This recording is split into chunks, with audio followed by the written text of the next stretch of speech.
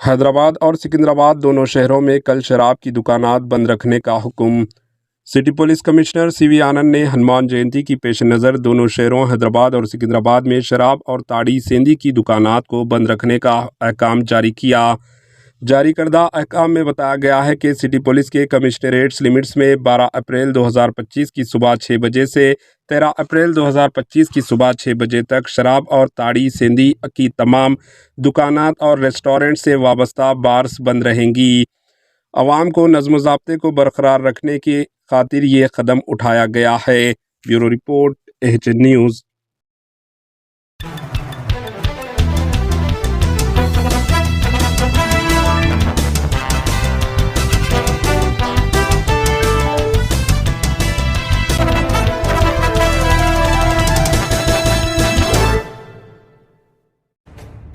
HN news के YouTube channel को subscribe करें और बेल आइकन को दबाना ना भूलें ताकि आपको हर नई आने वाली वीडियो का नोटिफिकेशन बर वक्त मिल सके।